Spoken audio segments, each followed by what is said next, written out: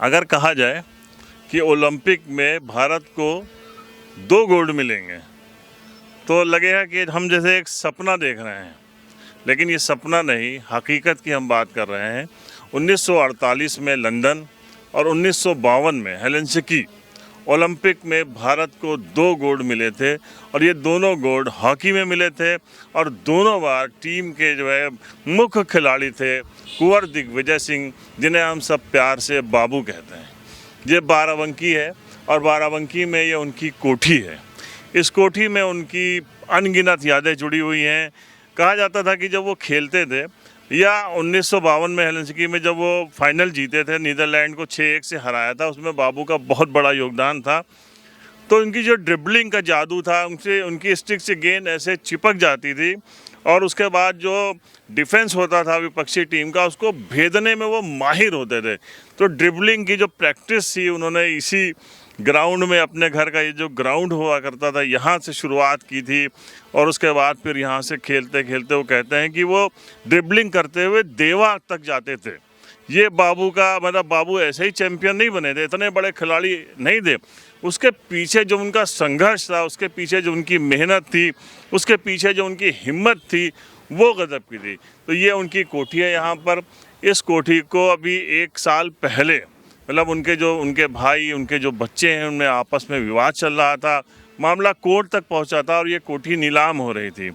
इसकी सूचना मिली, इस मामले को हम लोगों ने भी, द पॉलीग्राफ ने भी उठाया था, बाराबंकी से भी कई लोग थे, उन्होंने इस मामले को उठाया। और जब इसकी सूचना मिली हमारे मुख्यमंत्री योगी आदित्यनाथ को कि बाबू जो कि नायक रहे हैं, भारत के, हमारे देश के नायक रहे हैं, उनकी कोठी नीलाम हो रही है, तो उसके बाद फिर सरकार ने इस कोठी को खरीद लिया और अब इस कोठी को संरक्षित कर दिया गया है। सांस्कृतिक विभाग जो उत्तर प्रदेश का है, उसके द्वारा इसका निर्माण किया जा रहा है। करोड़ों रुपए का बजट आया है। तो सांस्कृतिक विभाग की तरफ से यहाँ का पूरा रेनोवेशन का काम उनकी जिम्मेदारी है। और सूर्य प्रकाश सिंह हमारे साथ हैं जो पूरा यहाँ का मैनेजमेंट देख रहे हैं। बाबू केडी सिंह का यहाँ पे उनका स्टैचू रहेगा, फ्रंट पे यही रहेगा। ये आप देख रहे हैं, उस वक्त ये मेन हॉल था जो इनका ड्राइंग रूम रहा होगा और उससे अटैच ये कमरे हैं। तो यहाँ पे जो है बाबू के म्यूजियम में कौन कौन सी चीज़ें संरक्षित की जाएगी? जी, उनके हॉकी हैं, मेडल्स वगैरह हैं, काफ़ी सारी उनकी पुरानी यादें की चीज़ यहाँ पे उपस्थित की जाएंगी। ये सब यहाँ इधर फर्नीचर का काम चल रहा है, आप देख रहे हैं, जहाँ जिसमें सारी चीज़ें उनकी रखी जाएंगी, प्रिजर्व करके रखी जाएंगी। वो सब यहाँ पे तैयारी हो रही है धीरे धीरे। और कहते हैं कि अक्टूबर में ये हैंड ओवर कर देंगे और तब योगी जी आएंगे, हमारे सीएम साहब, इसका उद्घाटन करेंगे। यही कहना है कि अक्टूबर तक तो इसका ओपनिंग किया जाएगा। अभी देखिए अभी और भी थोड़ा समय लगता है क्योंकि बड़ा काम है यहाँ का।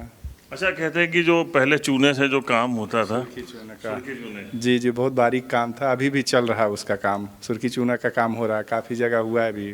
तो इसके लिए आपको बाहर से इसके कारीगर मंगाने? जी, उसके लिए स्पेशल कारीगर आते हैं, वो सब लोग नहीं कर पाते उसका। काफ़ी बड़ी हवेली थी, जैसा कि आप देख सकते हैं, और बाबू के कई भाई थे और सभी का परिवार यहीं पर रहता था। बाद में लोग सब जा सेटल हो गए थे लखनऊ में। तो मतलब जब लोग यहाँ पर आएंगे तो उनको ये फील भी होगा कि वो बाबू के घर में आए हैं। और देखिए, बेड पुराने ज़माने में जैसा बेड होता जी, एकदम पुराने ज़माने वाला है, बिल्कुल नहीं लग रहा कि नए समय का है।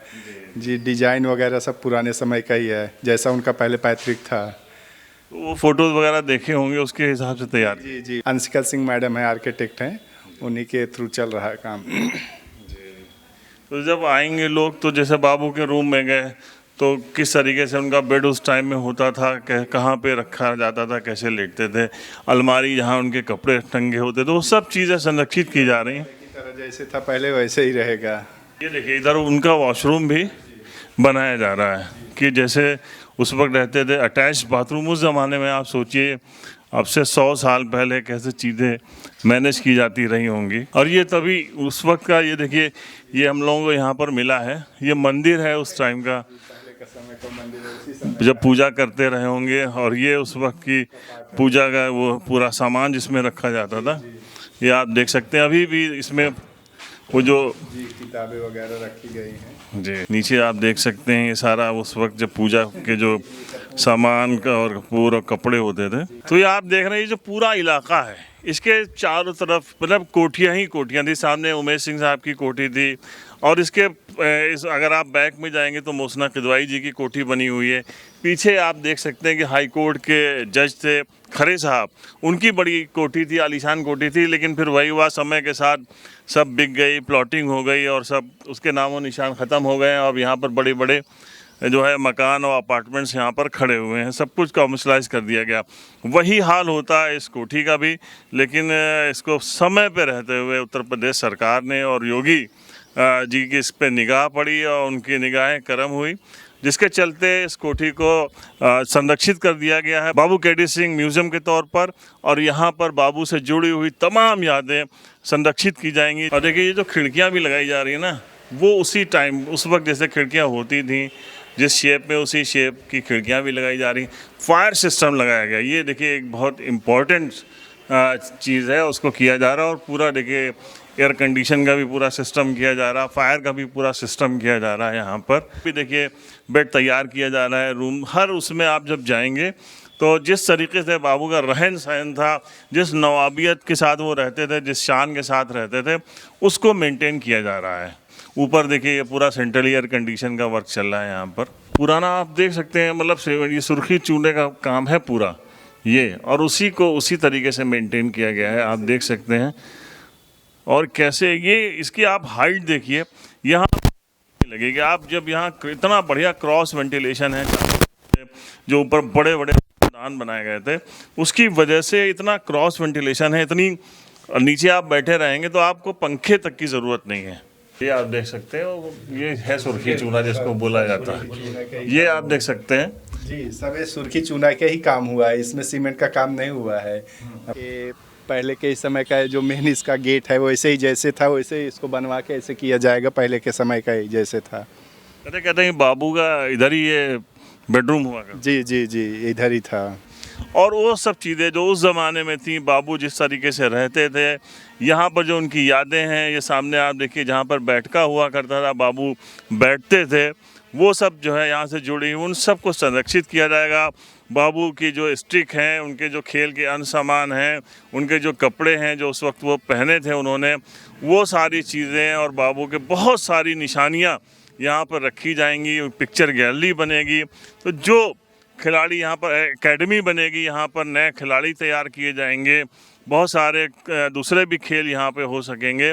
और जो नए खिलाड़ी हैं उनको एक जो है इंस्पिरेशन मिलेगा जब वो यहाँ पर आएंगे और अपने हीरो को, अपने स्टार को और उससे जुड़ी हुई बातों को सुनेंगे, देखेंगे, समझेंगे। भारत के ओलंपिक में जो टीम थी उसके कोच भी रहे थे बाबू, लेकिन आखिरी वक्त में जो उनका टाइम था उसमें वो खुद भी बहुत निराश हो गए थे। भारत में हॉकी का जो हाल किया गया था, जो फेडरेशंस के हाल थे, उनके बेटे से भी हमने बात की है और सुनिए उनके बेटे इस मामले में क्या बता रहे हैं। में ये लॉन है सामने, ये पहले थोड़ा और बड़ा था, ये किनारा जो है साइड से पक्का कर दिया।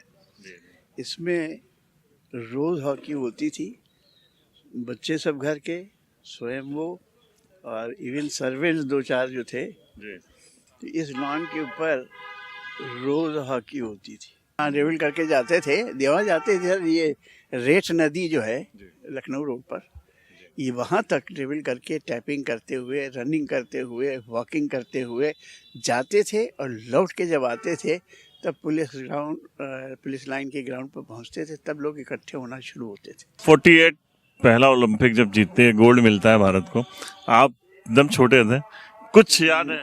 मैं बहुत छोटा था उस वक्त, तो मैं अपने ताऊजी अंकल वगैरह के साथ लखनऊ गया था उनकी गाड़ी से, कन्वर्टेबल फोर्ड गाड़ी थी। तो उनके साथ में गया था 4 बजे स्टेशन पर उनको रिसीव करने के लिए। इतना ध्यान याद है मुझे, उनके साथ गया था और लौट के आया था। तो भीड़ थी खूब? बाकी क्या, हाँ भीड़ थी, और यहाँ आते यहाँ के बहुत भीड़ थी, लेकिन 52 का तो मुझे बहुत अच्छा याद है। 52 में जब वो आए हैं तो यहाँ पर बहुत हुजूम था, तो गवर्नर आए थे यहाँ पर, डीएम, गवर्नर, एसपी, ये सब यहाँ पर इकट्ठा थे। और एक हमारे फादर के दोस्त थे शुक्ला जी, 6 फीट 4 इंच करीब हाइट थी और बहुत तो थे, तो उन्होंने अपने कंधे पे फादर को बिठा, उसकी फ़ोटोग्राफ्स हैं, कंधे पे बिठा के वो यहाँ से जो वो निकला था जुलूस, फिर यहाँ पर वो जीप जो खड़ी थी उस पर गवर्नर आगे बैठे हुए थे और पीछे डीएम एसपी थे और ड्राइवर जो भी था। तो उसमें वो जीप में पीछे खड़े होके ऐसे पकड़ के पूरे शहर का राउंड लगा था, हज़ारों आदमी। उसी जब ये जुलूस चला था तो उनको कहीं पर एक वो जो रिक्शे वाली की कहानी आपने शायद सुनी हो कि वो हमारे फादर को ग्राउंड में उस वक्त गोल पोस्ट वो सब नहीं थे, न यहाँ थे न वहाँ, तो रिक्शे पे ईंटें ला करके गोल पोस्ट से बनाया जाता था। और वो हमेशा मौजूद रहता था। हमारा फादर पता नहीं क्यों मानता था, बहुत हॉकी का शौकीन था। को उन्होंने देख लिया गवर्नर के साथ जब जीप से जुलूस निकल रहा था, तो उन्होंने ड्राइवर से बोल करके उसको रोका कि 1 मिनट रुको। And then he jumped out of the jeep, और साइड में जो लोग खड़े थे उसमें वो रिक्शे वाला खड़ा था। उसको पहचान के उसको गले से लगाया। परफेक्ट ह्यूमैनिटेरियन, इतना ज़्यादा अच्छा इंसान। हाँ, इसलिए नहीं कहना कि मेरे पिताजी थे वो। मतलब ऐसा इंसिडेंट है कि उसी की वजह से इस देश का हॉकी जो है सब खराब हुई है। ऐसे आदमी जो उसमें पहुंच गए थे, जैसे नगरवाला, अश्वनी कुमार, जिम्मी नगरवाला, जिनसे हॉकी से कोई ताल्लुक नहीं था। मेन कारण जब 7 गोल से ये लोग हारे हैं मॉन्ट्रियल में 76 में, उसके बाद ही से उनकी ज़्यादा तबीयत गड़बड़ हुई, उनको नर्वस ब्रेकडाउन हो गया था। रात में नींद तो इनको बहुत कम आती थी। सुबह 4 बजे के करीब, 4 बजे के करीब ये उठे। कहने को दिमाग में बहुत परेशानी है बाबू, can you give me a cup of tea, बना सकते हो? वो उधर गए और ये बिस्तर पर लेट गए। उसी बेड पर लेट गए, ये इंतज़ार करने लगे। तो इनका हाथ, शिकारी आदमी, इनका हाथ जो कालीन के साइड में जो गन रखी थी नीचे कालीन की दबी, उस पर हाथ पड़ गया। तो उन्होंने टटोला। दिमाग ने कहा, परेशान तो बहुत ही थे, दिमाग ने कहा कि कार्ट्रिज भी रखे होंगे जब बंदूक रखें। तकिया वकिया नीचे देखा, 2 कारतूस रखे हुए थे, वो लगाया। उसी लम्हे में, उसी परेशानी में उन्होंने सुसाइड कर लिया। तो जो विश्व विजेता था, जो दुनिया जीत के आया था, वो अपनों से ही हार गया और आखिर में बाबू ने सुसाइड कर लिया और इस दुनिया को अलविदा कह गया। लेकिन उनकी जो ख़ास बातें थीं, उनका जो कंट्रीब्यूशन था, वो देश कभी नहीं भूलेगा, हम लोग कभी नहीं भूलेंगे। देश के साथ साथ उनका जो गृह जनपद है बाराबंकी वाले कभी नहीं भूलेंगे। द पॉलीग्राफ के लिए परवेज़ अहमद।